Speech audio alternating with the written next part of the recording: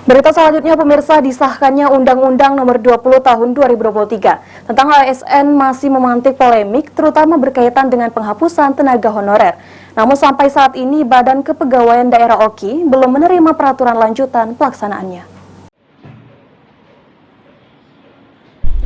Disahkannya Undang-Undang Nomor 20 Tahun 2023 tentang ASN masih memantik polemik, terutama berkaitan dengan penghapusan tenaga honorer, sementara nasib tenaga honorer di Indonesia mencapai 2,3 juta orang menanti kepastian. Kepala Bidang Pengadaan dan Informasi Badan Kepegawaian dan Diklat Daerah Kabupaten OKI, Cahyadi Ari mengatakan, pihaknya hingga kini belum menerima instruksi berkaitan juknis peraturan pelaksanaan terkait kebijakan undang-undang baru tersebut. Sejauh ini hanya melakukan penataan tenaga non-PNS harus rampung Desember 2023 sejak 6 bulan sejak ditetapkannya undang-undang tersebut. Dan di OKI sendiri belum ada penghapusan tenaga honorer.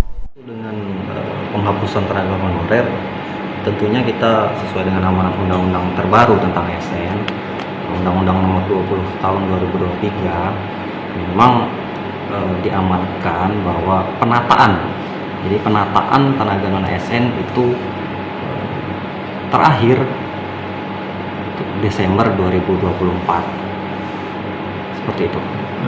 Untuk seleksi tentunya kita sesuai dengan kebijakan pemerintah pusat. Karena setiap pengadaan seleksi calon aparatur sipil negara, tentunya kita melaksanakan atau kita sebagai kepanjangan tangan dari pemerintah pusat. BKD OKI sampai saat ini menunggu arahan dari pemerintah pusat, termasuk rencana perluasan skema dan mekanisme kerja pegawai pemerintah dengan perjanjian kerja atau P3K yang menjadi salah satu opsi dalam penataan tenaga honorer di pemerintahan.